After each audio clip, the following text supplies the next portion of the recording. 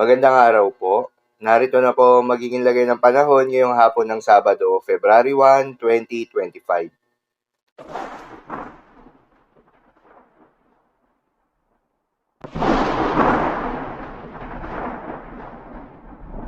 Sa kasalukuyan na tayong sa pag-asa, Northeast monsoon o hanging amihan ang nakakaapekto pa rin sa may northern at central Luzon. Dahil dito ay asahan na malamig na panahon, maulap na kalangitan na may kasamang mahihina hanggang sa katamtaman ng mga pagulan.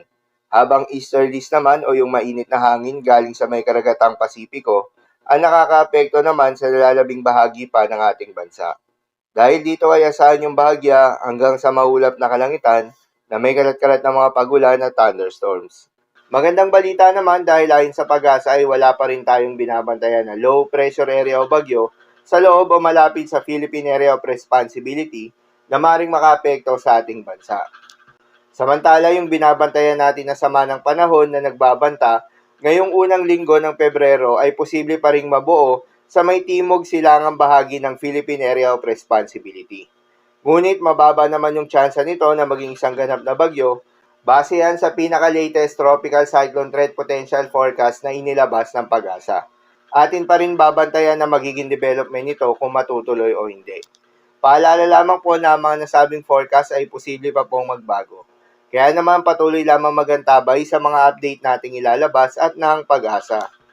At dahil nga sa epekto nitong easterlies, asahan ngayong araw sa Bicol Region at Quezon ang maulap na kalangitan na may kalat-kalat na mga pagulan at thunderstorms. Posible ang mga pagbaha o pagguho ng lupa dahil sa katamtaman hanggang sa kung minsan ay malakas na pagulan. Habang sa Cagayan Valley at Aurora ay asahan naman yung maulap na kalangitan na may kasamang mga pag-ulan na dulot ng northeast monsoon. Posible rin ang mga pagbaha o pagguho ng lupa dahil sa katamtaman hanggang sa kung minsan ay malakas na pagulan. Habang sa Metro Manila, Ilocos Region, Cordillera Administrative Region at nalalabing bahagi ng Central Luzon ay asahan naman yung bahagyang maulap hanggang sa maulap na kalangitan na may kalat-kalat na mga mahihinang pag-ulan na dulot din ng northeast monsoon. At sa nalalabing bahagi pa nga ng ating bansa ay asahan naman yung bahagyang maulap hanggang sa maulap na kalangitan na may kalat-kalat na mga pagulan o thunderstorms. Dulot naman yan ng easterlies. Posible rin ang mga pagbaha o pagguho ng lupa during severe thunderstorms.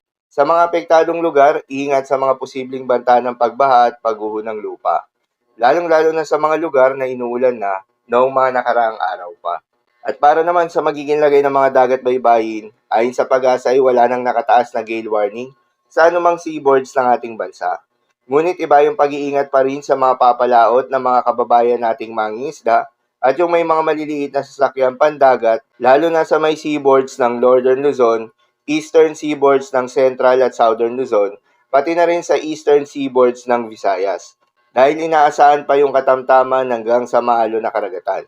At sa nalalabing seaboards ng ating bansa, asahan naman yung banayad hanggang sa katamtaman ng mga pag-alon, ngunit iba yung pag-iingat pa rin lalo na kung meron tayong offshore thunderstorms activity, asahan yung mga paglakas ng hangin dahil kaakibat nito ang pagtaas rin ng mga pag-alon. So yun lamang po para sa lagay ng panahon ngayong araw ng Sabado. Keep safe everyone.